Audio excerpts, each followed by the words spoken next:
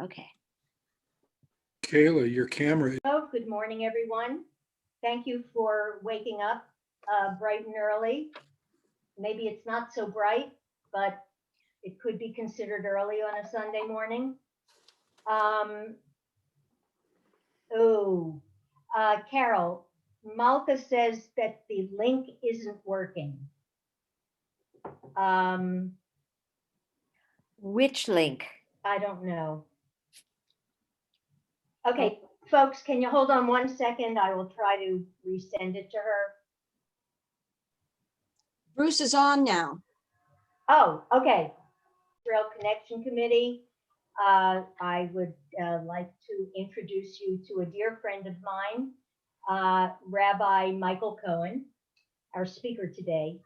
Rabbi Cohen is a graduate of the Reconstructionist College, a faculty member of the Arava Institute for Environmental Studies and Bennington College. He's also the Rabbi Emeritus of the Israel Congregation in Manchester Center, Vermont. Rabbi Michael has a ton of achievements. I'm just going to read you a couple by way of intro. He's the author of numerous articles that have appeared in the Middle East and the United States. He has a monthly commentary column of the Torah reading of the week in the Jerusalem Post. He's also a regular columnist in the Jerusalem Post.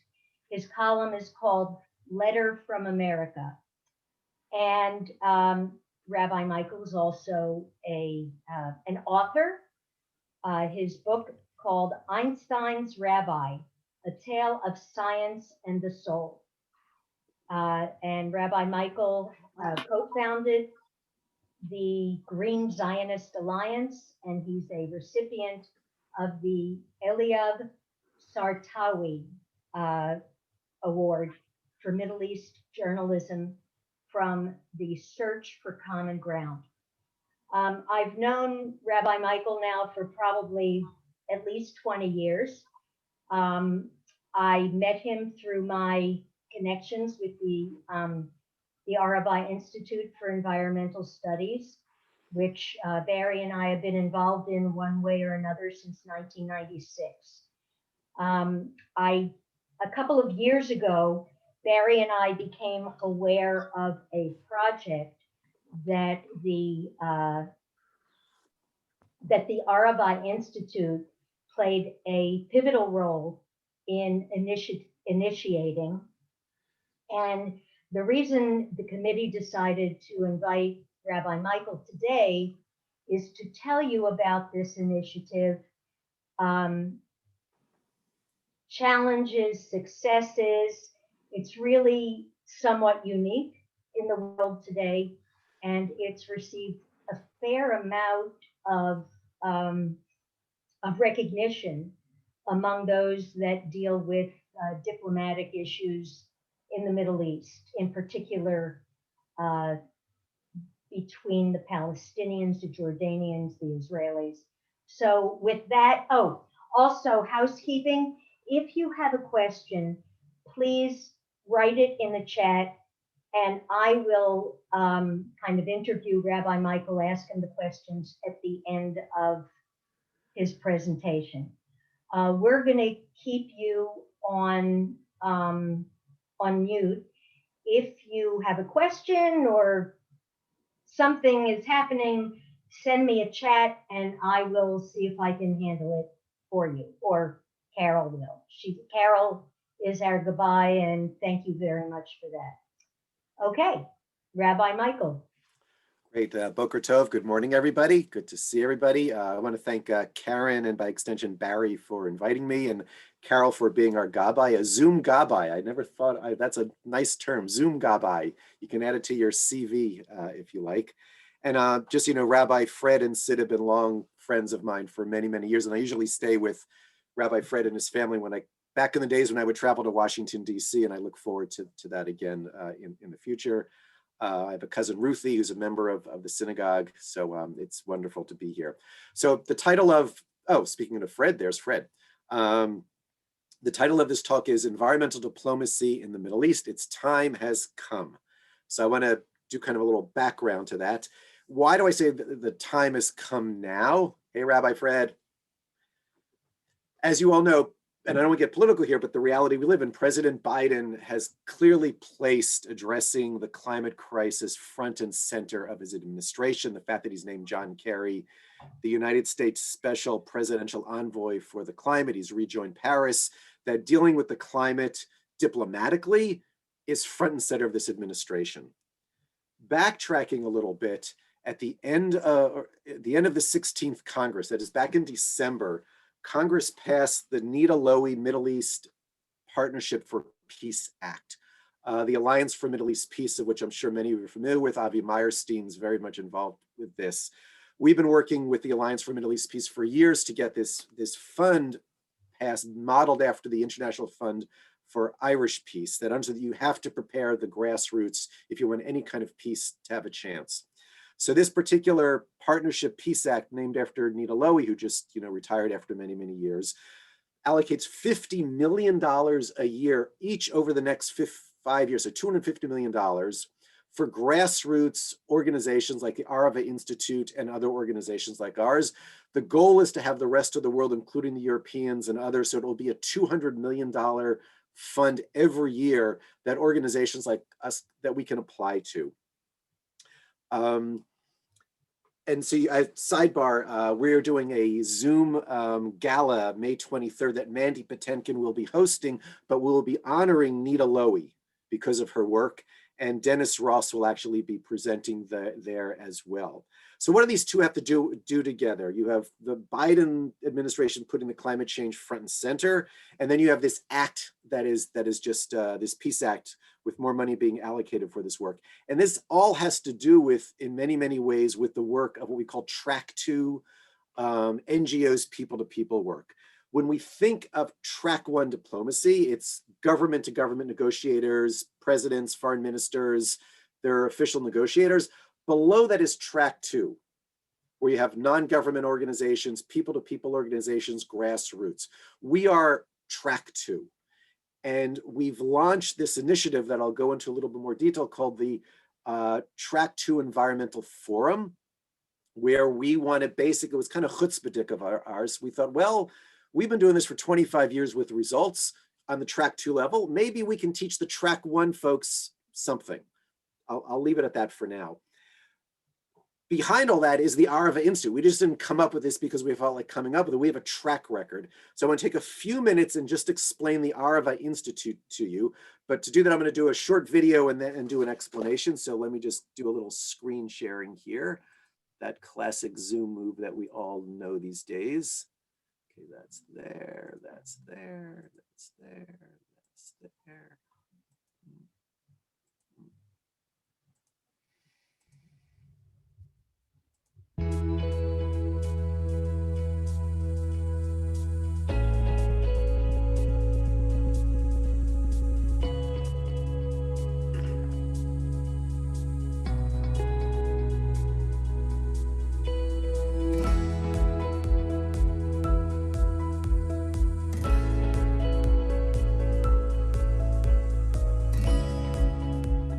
The Arava Institute was founded in 1996 on the premise that environment and cooperation and dialogue and peace are work that has to go together to make our region here in the Middle East a more sustainable and peaceful place for all of us.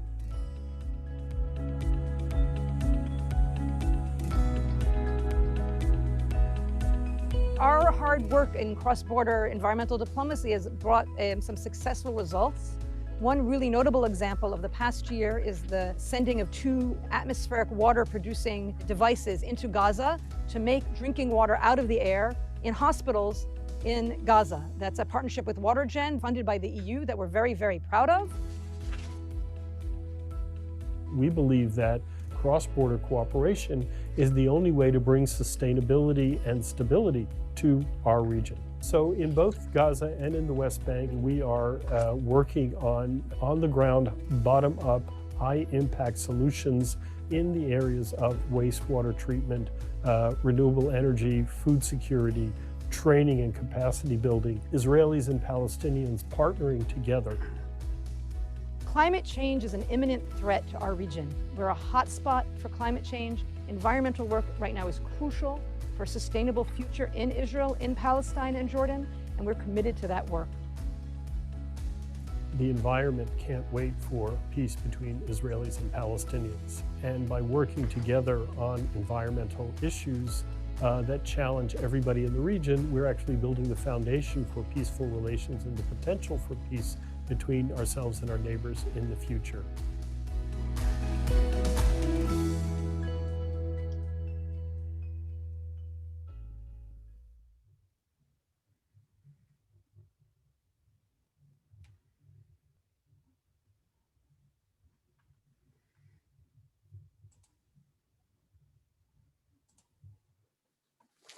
There's, I hope that gave you a little bit of a visual of what we're doing.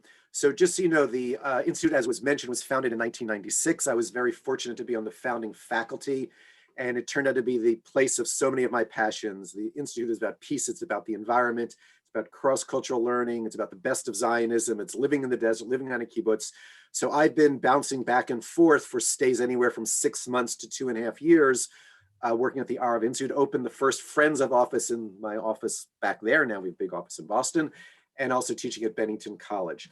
So the goal is we have an academic wing and research. So in the academic, our student body is 1/3 Israeli Jews, 1/3 Arabs, meaning Israeli Arabs, Palestinians, Jordanians, Moroccans. We're hoping from the Gulf states going into the future, and 1/3 from the rest of the world, about half from the United States. So think of your nieces, nephews, cousins, grandchildren, if they want an amazing experience learning about Israel, learning about climate, learning about peace, send them to us. We also have interns who intern in our research departments after their bachelor's degree. So we have 2 ways of young people to come to the Institute as well. We deal with the conflict head-on in sessions called PELS, Peace Building Leadership Seminar, where we make them talk about the most difficult aspects of the conflict. And the amazing thing is, and I can go into this in more detail later if you like, we see these incredible long-term personal and professional relationships coming out of the Institute. In terms of our research departments, we have the Center for Renewable Energy and Energy Conservation that's run by Dr. Tarek Abu Hamid, a Palestinian. Some of the highest solar irradiation in the world is just north of Kibbutz Kitara, so we're really situated well to do that kind of research. We also have the Center for Transboundary Water Management that's run by Dr. Clive Lipchin. He's become one of the world's experts on water that transfers from one political place to another, which is what most things in nature do. They don't know from the environment, as we say. The Center for Sustainable Agriculture, directed by Dr. Elaine Soloway. Elaine think of a whole swath of the Earth's surface where you have high salinity, low water, and you got to grow stuff there. So she has plants, shrubs, and bushes, many that grow with medicinal qualities. She, of course, grew the famous Methuselah, the 2,000-year-old date seed, and we have time at the very end. I'm happy to show a short video about that. The Center for Hyper-Arid Socioecology studies the interaction between humans and the ecology in the Arava. We've had to deal with oil spills there. One of the great things about peace between Israel and the Gulf states is there's peace between Israel and the Gulf states. There is, though, a pipe that was built when we had relations with Iran before the Shah was overthrown. There's a big pipe that goes from Eilat to Ashkelon right behind the kibbutz, and there's talk of reusing that. And we and other environmentalists are very, very concerned because if that thing breaks, you have huge oil spills. So that's one of the more recent activities we're doing. Our latest center, this comes out of track 2, but also just comes out of what we do at the Institute, is the Jordan Israel Center for Community, Environment, and Research. The acronym is JISR, which means bridge in Arabic. In the Israeli-Jordanian Peace Treaty, it talks about the Arava Valley, it talks about the environment, it talks about cooperation and tourism. That peace treaty has been kind of cold, and I can go into that later again if you want, but 2 of our alumni, Suleiman Halassa and Rina Kedem, an Israeli and a Jordanian, said, we have to do something about this. So they have formed this, 2 alumni have formed this organization, and they now have projects in the Southern Arava coming out of JISR. So this is the background to 5 years ago on our 20th anniversary, when we did this self-reflection and said, what are our strengths, what are our weaknesses, what can we do? We came up with this chutzpahdik idea that, well, we've been doing track 2 for 20 years now.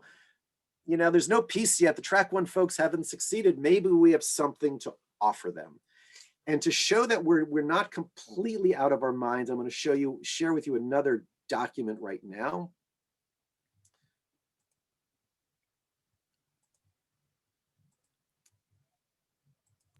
So this is an article that Dennis Ross and David Makovsky, that you probably all know, work at the Washington Institute in Washington. This is a memo they wrote at the beginning of the Trump administration in 2018, with clear implications for Biden, and you'll see he's very nonpartisan here.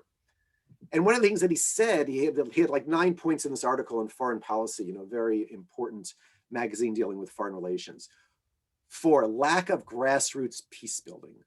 And he got this by his work with our Track 2 Environmental Forum. He came to our second conference, and he came there and he said, I get it. We forgot about the grassroots in Oslo, in the Israeli-Jordanian peace treaty, and the Israeli-Egyptian peace treaty. So he writes this article and he says, lack of grassroots peace building. No administration has placed sufficient focus on building peace from the ground up. Neither the Bush nor the Obama administration committed enough effort and resources to the bottom-up side of peacemaking. And then he goes on to more details. But this is kind of amazing. Dennis Ross, who was the great Track 1 diplomat, gets it. And I know that he's been talking to the Biden administration about this, and we really hope with this new administration and the fact that we are so well suited for diplomatic diplomacy about the environment when it comes to climate change, that this will get used more. So we weren't completely out of our minds when we came up with this idea 5 years ago to create this forum dealing with Track 2. Since in 1996, when the Arava Institute was founded, the CO2 levels in the world were 361 parts per million, already above the 350 parts per million red line, which the world crossed in 1988. But in 1996, when the Institute was founded, it was at 361. Does anyone know what it's at today? Rabbi Fred, give us the gematria. What's it at today? I haven't stopped to think gematria, but 414 recently, but there's a 3 give or take over the course of a year, based on respiration cycles. Yeah. So since the Institute was founded, it keeps going up. As Biden has said, this is an existential crisis for the world. So Deborah Sandler, who directs our Track 2 Environmental Forum, and David Laird, the director of the Institute, penned an article not that long ago where they said, while Israel may be able to survive the immediate impact of climate change through technological advances, long-term survival will depend on cooperatively managing shared resources with our neighbors. We have to work with our neighbors. One of the things that I do when I'm at the Institute, I try to ride my bike at least twice a day, and I go to the Jordanian border, which is about 2 miles from the gates of the kibbutz. And in the winter, like now, we have clouds in the desert. And I love that the clouds, they go from west to east. And when those clouds get to the border of Israel and Jordan, they don't go through passport control. They just keep floating into Jordan. And the water aquifers under the ground where I ride my bike, they don't know what side of the border runs. As our motto at the Institute is, nature knows no borders. And that's what we've been living with and acting on for the last 25 years. So we established this Track 2 Environmental Forum. And in the last year, we've gotten some really great deliverables, as we like to call them, in terms of this process. So as you saw in the little video, working with WaterGen, we've introduced solar-powered atmospheric water generators that literally pull water from the air, and they can create up to 5,000 liters of drinking water every day. We hope to have more brought into Gaza. We also are dealing with smaller solar panel arrangements, both for families and for neighborhoods, and solar-powered wastewater treatment plants. Remember, there's not a lot of water there in the Middle East, and our needs are greater as the population grows, and we're getting less water because of climate change. So anytime you can save water, the better. So when you can reuse water, which is what our wastewater treatment plants do, and if you can provide the energy by solar, it's a win-win all around. We're also creating a 5 megawatt solar field. By the way, we don't deal with Hamas in Gaza. We deal with local community organizations. And we brought a group of Gazans out 2 years ago when I was last at the Institute for training in solar technology. They went back to Gaza and have used it for what we were to train them there as well. In the West Bank, one of our great victories is there's a wastewater treatment plant outside of Ramallah that's run by the Palestinians. And in the Jordan Valley, which is below, we have Palestinian farmers. They can use this wastewater that's been treated for agriculture. The Israeli military and the PA could not agree on whatever conditions, arrangements to get this pipe running. We came in because we're a non-government organization.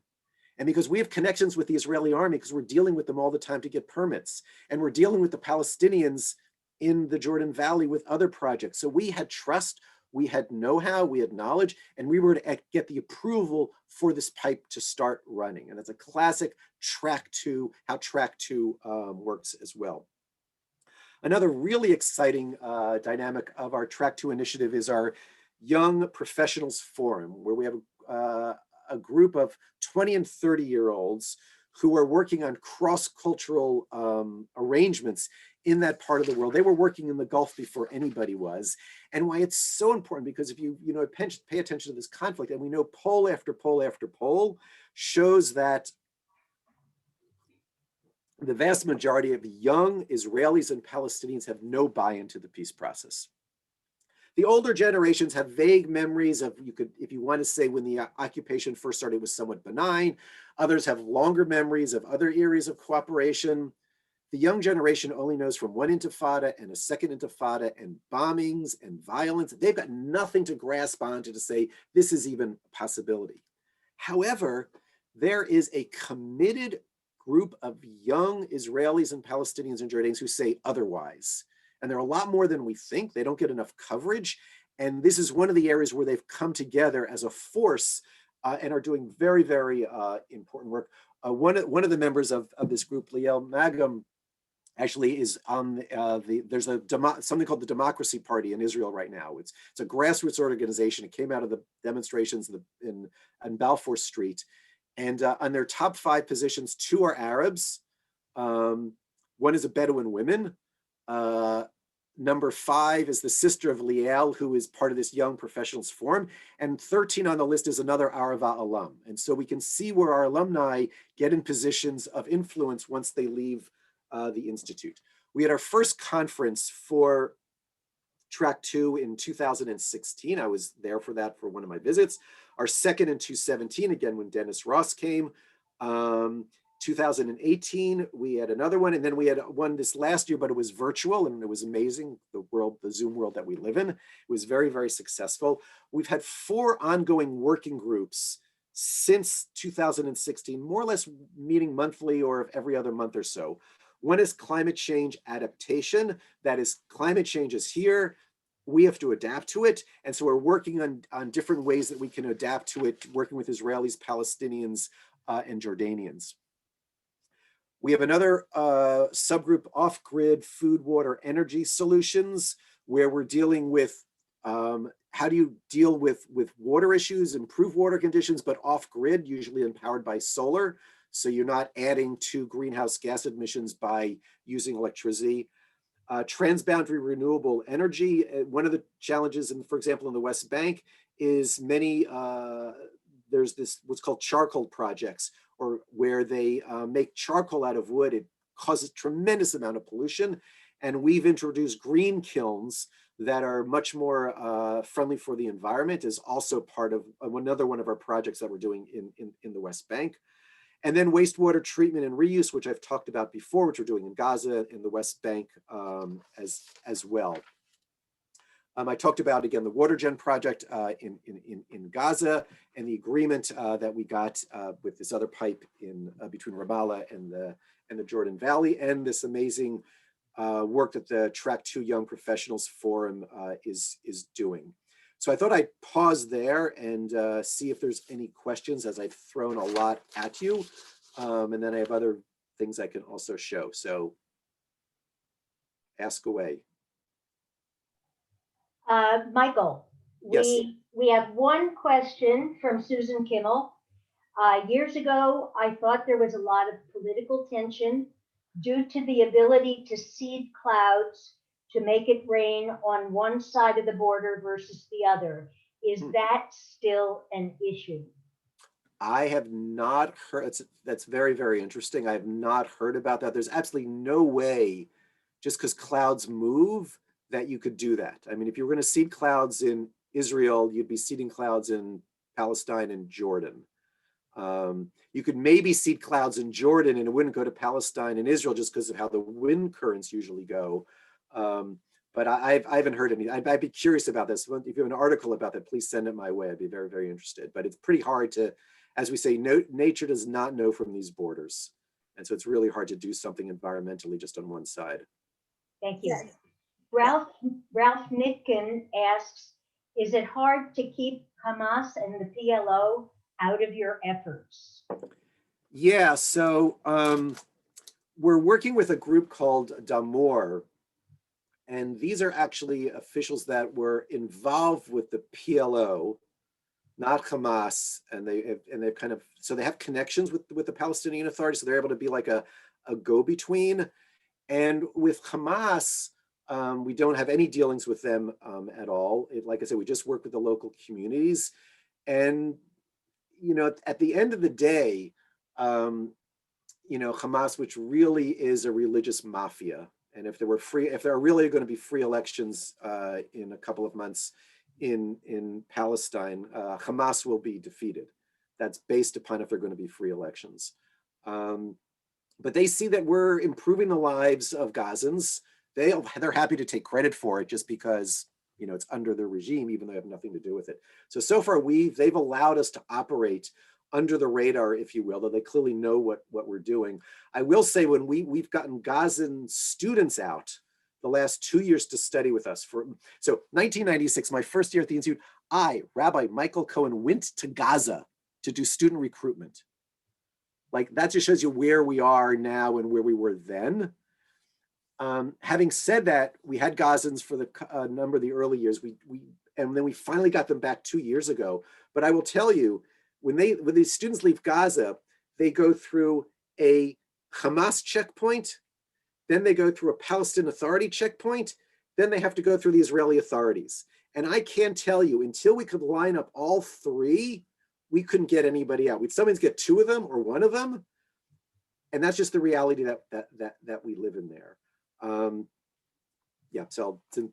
leave it at that since it's being recorded. Let's see, Robert Spiritus asks, how do you cooperate with JNF? So JNF has been a long-time supporter of ours. Actually, after my first or my second stay there, I was coming back in 2001, after our second stay, 2001, Alon Tal, who founded the Institute, you know, one of the great environmental lawyers and activists in Israel, said, Michael, when you're back in the States, you're opening up our office, go speak to this guy, Russell Robinson. So I was the one who actually had the first conversation with the JNF, and I well remember it was September 10th, 2001, because I well remember the following day, and I was down at the towers when everything happened.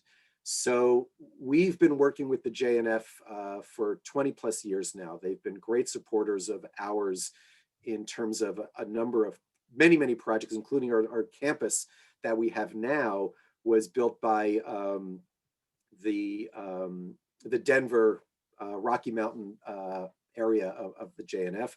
They've supported us in scholarships. They've supported us in our new offices. They supported us in many ways. By the way, we are so successful that we've maxed out at 60 students and interns. We used to be in the 20s, and then we quickly went 30, 40, 50, we're up to 60 now.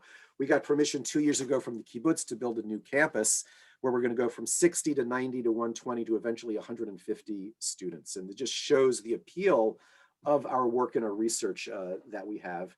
And JNF will clearly be a piece of it, as will other organizations, but they've been very supportive of our work over the decades.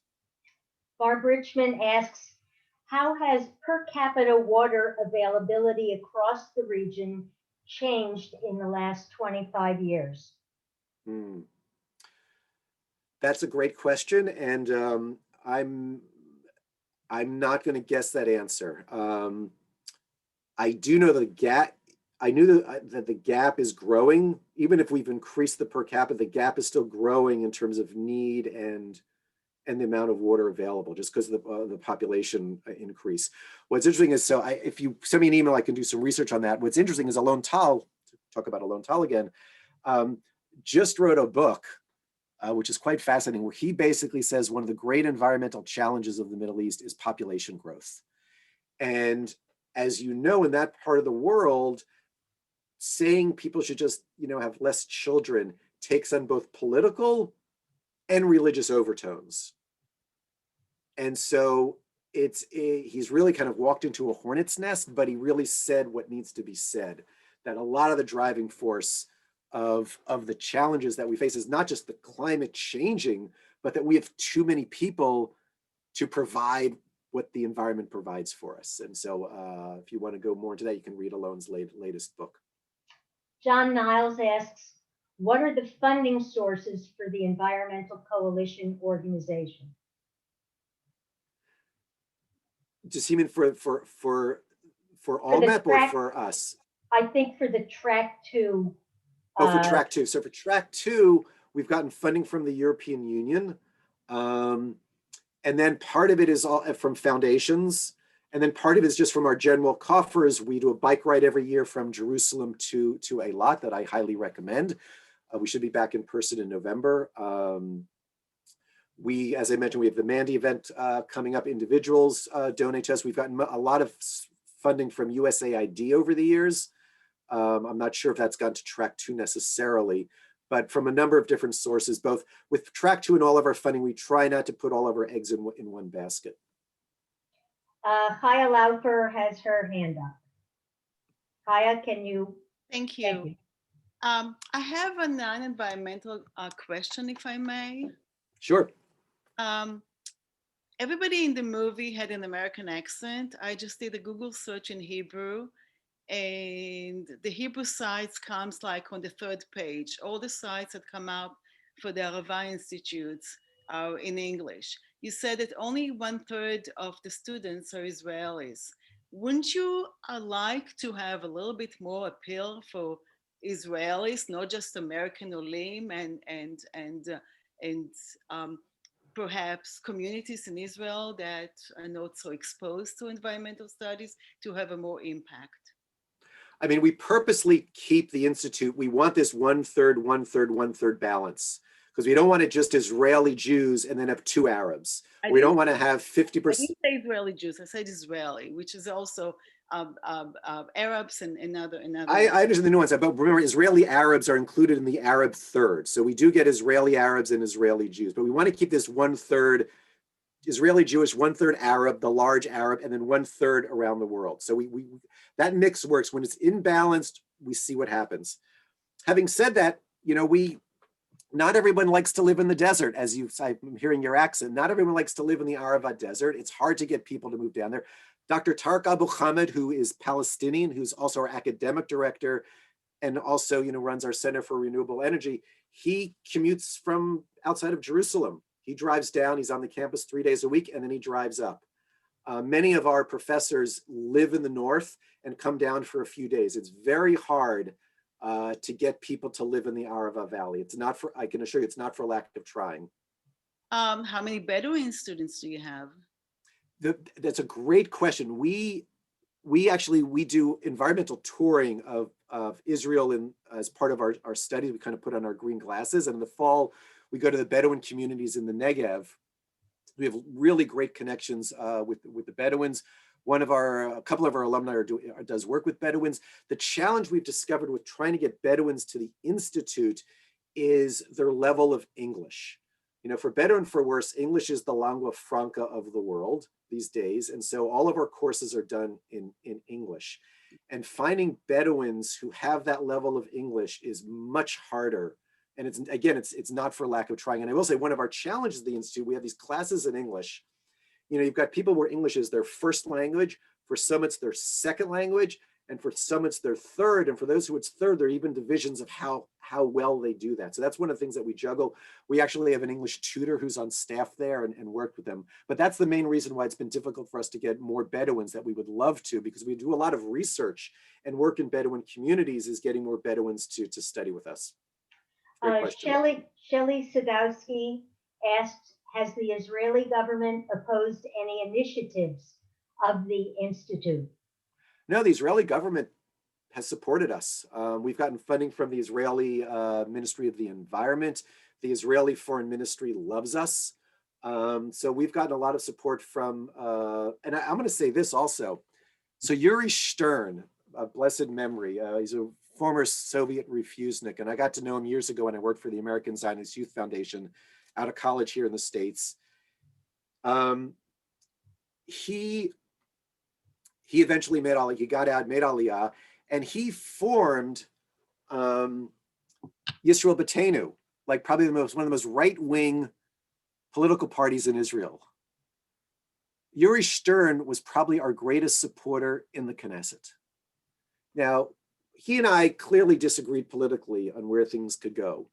But at the end of the day, he understood that the environment doesn't know from these political borders.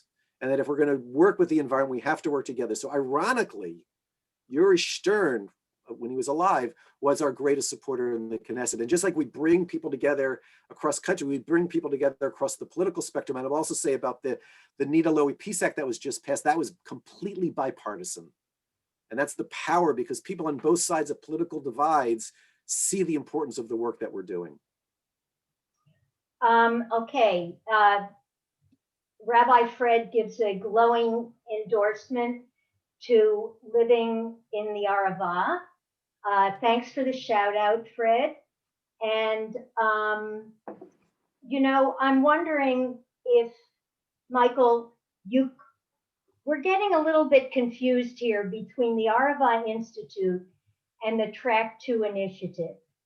Mm-hmm. I understand that they go hand in glove, okay?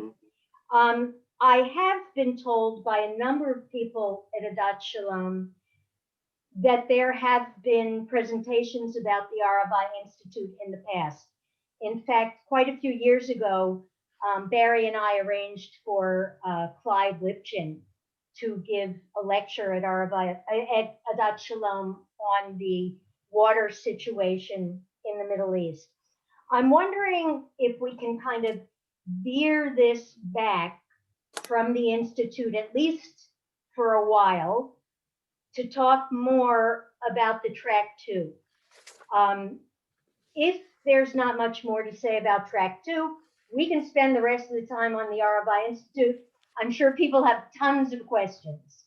But if people wouldn't mind, at least for the next couple of minutes, let's try to veer back to Track 2, which is the diplomatic initiative.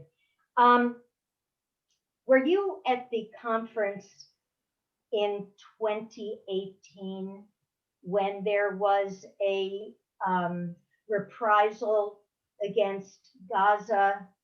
No, it was, yeah, it was during the time that there were people in Gaza floating balloons, you know, fire balloons that were setting the Israeli fields on fire. And as a result of that, the Israeli military launched a retribution initiative.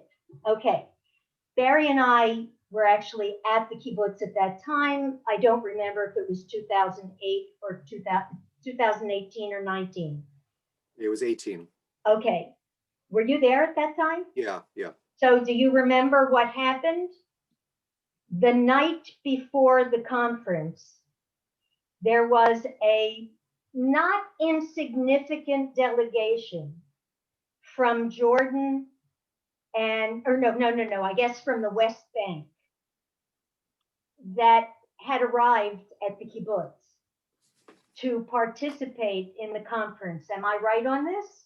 I believe so. Go ahead. I'm trying to remember now. And what happened is the conference was to begin at noon. At breakfast, these folks, NGOs, approached the organizers of the conference. I assume that was David Lehrer and others. Dennis Ross was there at the time as well, and told them, we are not able to participate in this conference. We're going to have to go home, because if our pictures or our names were to show up in the media, we and our families could be in dire danger. And that's what happened. And in the end, maybe it was 25, 30% of the people that had signed up for this conference left before it started, right? So Yep. while the Israeli, where Hamas and the Israeli government and where everyone comes into this, on the one hand, they may not be holding a stronghold on the track 2 programs, but it's undeniable that there is some political influence there. And actually, I'm the one that wanted to go away from the Rabbi Institute, but I will say the Institute does yeoman work to get visas for, in particular, people from Gaza to attend the program. And it's the military that prevents or puts up blockades. Usually they're able to overcome it. But can you address a little bit of, that political, it's an indirect influence? Yeah, I mean, since you brought up visas, yeah, we had for years, Judy Bar-Lev was at the Institute, and she just worked magic in terms of getting visas out, has kind of created a structure so her successor can do that as well. I mean, the reality, if you're working in the Middle East, it's not always going to be easy. We have 25 years of experience of, wars and intifadas and bombings, and you just work through it. You just work through it. And if it means you've got less, and this is true for the academic program, there are years when we've had very little students from Gaza or the West Bank or Jordan because of what went on, but we went forward. And then those numbers come back up. I will tell you, there have been incidents when we've had, these little mini skirmishes between Israelis and Palestinians over the years, and our students are together, and it'd be a lot easier for them all to go home. And every time they say, we need to be here together and go through this together. And that's the power of what we're able to do there. In terms of track 2, it's, that's part of why, on the one hand, yes, during the conference, we were able to see the power of, the realities, influencing people. That's why a lot of, what we do is under the radar, and we don't want all the PR for it. And that's how you get things done. And we've certainly learned that at the Institute in our research departments, and we've carried forward that lesson into track 2. And so, yes, why there were less people in 2018, well, those numbers went up in 2019 and 2020, and you just live with it. And you have to keep your eye on the prize and think long-term. Ralph, thank you. Ralph Nitkin asks, by providing water and other resources, aren't you enabling more people to come into that region, always creating demand? I would say we're providing the resources so that people can live at the standards that they should by the numbers that are there already. We're not creating surplus here. They're already below what they should be getting. We're at least getting what they should get. So I would say it's not providing an incentive for more people to move to a certain place because of the greater water. By the way, I will say one thing about the Middle East and the world in general. I mean, it's not just in the Middle East where you've got like fresh water and the population going up. It's the whole world. And desalination is the future of a lot of water for millions, if not billions of people around the world. Desal uses an incredible amount of energy. And so one of the things that we're working on is how can you do desal using solar technology? And that's one of the projects that we've been working on as well. Actually, Ethan McMahon, I'm sorry, sounds like he lived at Yotpatah for a year. It was beautiful. And he noted that it sounds like it would be easier for non-Jews to live in the Arava rather than in cities by being far from the political fray. It's easier for people from various backgrounds to connect. They're in a bubble, but they can connect. It's true. Yeah, and I always, so one of the reasons why I think it works so well, both having our track 2 conference at the kibbutz and the Arava Institute itself is, you know, you talk about the center of the country, the Merkaz, where people really feel the tensions. There is something, and Ethan will totally agree with me, there's something incredibly calming about the desert.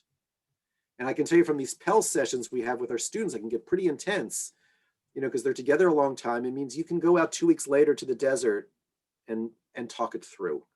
There is something very, very calming about being in the desert. I would also say, I think it theological here, I think it's a reason, you know, the Arava Desert, there's no topsoil. Mother Earth is completely exposed. It's the magmatic rock, the sandstone, the limestone. And it's not surprising that, you know, Moses, Jesus, Muhammad all spent time in a desert like this, because when you're in a landscape that's completely open and exposed, you become open and exposed to that still small voice. And there's something very, very powerful about the silence of the desert. I'm going to ask one more question that's posted, and then we only have about 15 minutes left. I'll ask you if you have anything more you want to present, okay?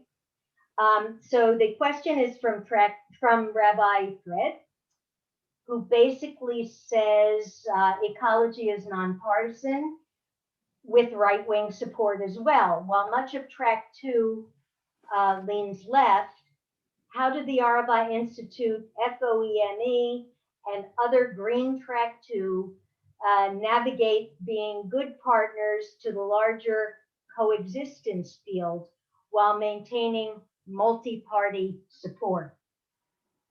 That's a multifaceted question. Fred, no, welcome. Do you wanna restate that? I'm not sure I read it well. It was clear. Right. I mean, it's tricky, and as Michael noted, this is recorded, but it's worth knowing a lot of us support more left-wing coexistence work, while we also support this, which blessedly, unlike in the States, is not a political football. And I know it's a tightrope, and if Michael wants to speak to that as someone who I know shares a wide range of our values, as much as you can speak to it, feel free. I would just like to say I can stop the recording at any time if you would like me to. Okay, I think I'm not going to say anything that would get me in trouble. Okay. But thank you for offering that. So one of the things I've been saying about our work, and I don't just mean our work, I mean the entire Alliance for Middle East Peace, ALMA, there are like 100 other organizations like us doing this work, is that we are really good about drawing in and talking to people who think like us. And one of our great challenges, and I've been saying this for years now, is we need to expand the circle of who we talk to. It's really easy to talk to people you agree with. It's much easier, but we need to learn how to talk to others. And that's part of our challenge. The other thing related to that is Pete Seeger, the great activist, on his banjo, it said something like, this banjo plays louder than, you know, purveyors of war and hate, or something to that effect.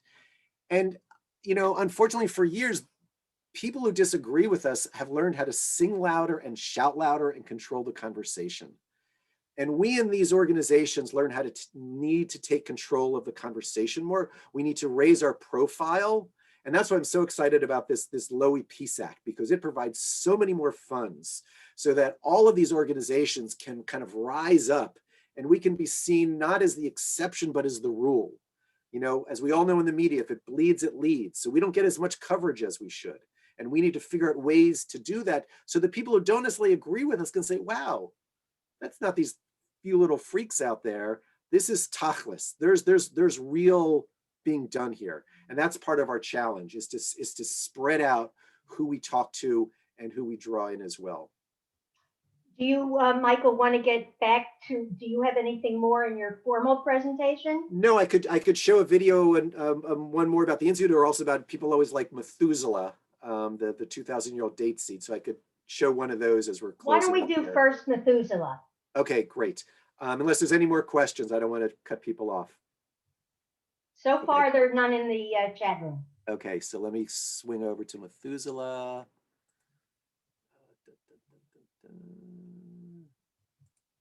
While Michael's looking for it, Ethan, I think you went on the bike ride, the Rabbi Institute bike ride a couple of years ago. Also, the way that the Rabbi Institute has a connection to Mandy Patinkin is that he went on the bike ride with his son, I guess maybe 18 or 17 years ago. It was like 2004 or 5, if I'm not Okay, mistaken. and he has been on the board of the Rabbi Institute since then. And he's been extremely helpful. Okay, Michael. Okay, here we go. Here's a nice little video on the dates.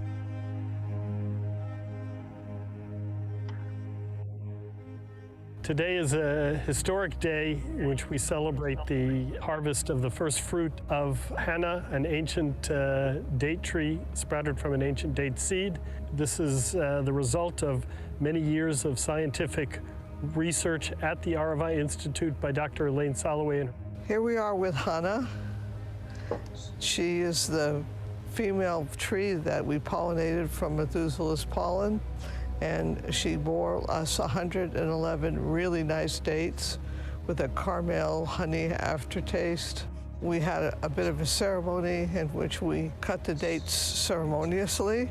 Later on, my husband Michael said Shechianu. Baruch atah Adonai Eloheinu melech haolam borei pri ha'etz. Amen. Baruch atah Adonai Eloheinu melech haolam shehechianu v'kiyamanu v'higianu lazman hazeh.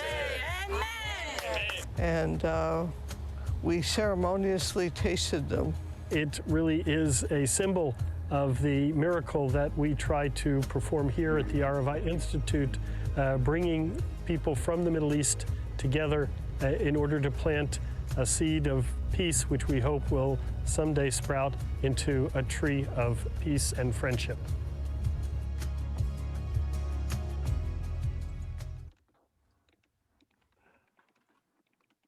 Thank you, Michael. Are there any other questions?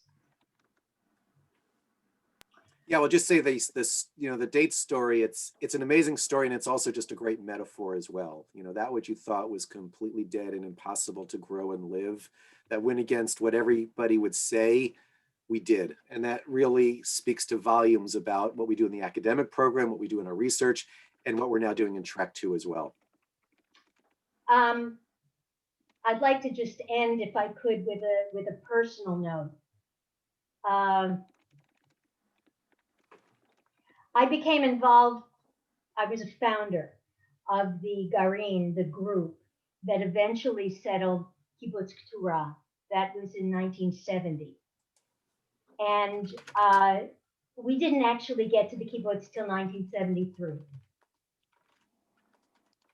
Our vision for that community, among many other things, was that it would become an educational hub for at least southern Israel. And we also refused, while the government tried to manipulate us into settling a kibbutz on the other side of the Green Line, we refused. And we actually chose Kibbutz Keturah. We saw when it was being built into the army outpost, and we chose it, but it wasn't so easy getting there. When Barry and I left the kibbutz in 1977, and we go back at least every 18 months, if not more. When I learned about the Rabbi Institute in December of 1996, which was, the Institute at that point was 2 months old, I will admit I was at Keturah and I started to cry. The reason I cried is, you know, in some ways it's like being a parent What's the expression? We have two things that we can bequeath our children: roots and wings. I have not been at Capita to build what you saw on that video. Believe me, it didn't look like that when we moved there, and I'll be happy to share pictures. But to me personally, the combination of peaceful coexistence and the environment on this tract of land is so personally moving. I needed to say that. The other thing I want to say, and some of you may have been at the retreat that Barry and I attended many years ago, until we came to Adat Shalom, I personally felt that we had left our Hebra in Israel and at Kibbutz Keturah. Many years passed between 1977, we even went back and lived in Israel after that for a year and a half. I felt that we did not have a Hebra, we didn't have a community. What drew me to Adat Shalom was the sense of community. Now, that's a very personal revelation. It has nothing directly to do with the topic of this presentation, but I wanted to share that with you. It looks like there is a question here. Just see. Who is it? Kathy Dratch asks, if you can ride a bike, you can do the ride. Every fetch has been anticipated. Yeah, and what I Thank you, will Kathy. I didn't realize you must have also been on the ride. And you should know about the ride that we've got 3 levels. We've got the Meshuganas who do like 100 miles a day. We've got the Chalutzim who do like 50, 60 miles a day. And we have the Tzofim who do maybe 20, 30. They just ride in the morning and then they do touring in the afternoon. You can always get off your bike. We've all walked up part of a hill. There's and it's staffed by the Israeli, Jordanian, Palestinian, Moroccan students and alumni of the Institute. You have lectures by staff. So you get to see Israel in a way you never see it before, learn about the environment and learn about the Institute. So it's a win-win all the way around. I noticed Barb Richmond covering the ears of her husband, who is an avid bike rider. All right. If let me just go this way. I guess that's it. I want to thank everybody for participating. I want to especially thank Rabbi Michael for what I hope you found to be a very engaging and interesting presentation. And also, Shanna has posted a link. Shanna is the program vice president of Adat Shalom, and the program committee made a decision recently that we're going to try to get real active feedback from people that participate in our programming to see what works, what doesn't work, what kind of things we should continue with in the future. So Shanna has posted the link to the Survey Monkey, if you wouldn't mind signing into that. And yes, a recumbent bike, I believe, has done the bike ride. Oh, many times. Many, yes. Nigel does it all the time, and other people have done recumbent. Yeah, it's part of the shtick. One other comment. Periodically, the Rabbi Institute sponsors a cross-border 5 or 6 day long trip for people that are not students to go into Jordan and into the Palestinian Authority with some of the professors and learn about water, food sustainability, talking both to officials, and it's really quite an interesting trip. If you get, Kayla has her hands up. Yeah, we've done that trip, and it includes a stop at Petra, which we had always wanted to do, but it was a wonderful experience, and I recommend it very highly. And Barry and I did it too in the very beginning when it was just, we were like on the pilot trip. It was awesome. Okay, thank you very, very much, everyone, on behalf of the Israel Connection Committee. And Michael, Thank you, Karen. Thank you, Carol, for being our Zoom Gabbai. And I think you all know that with Rabbi Fred, you have one of the shining lights of Jewish environmental thinking. You are so lucky. And besides, he's kind of a nice guy. Take care, everybody. All the Okay, best. thank you. Thank Stay you. safe. Thank you. Bye. Bye-bye.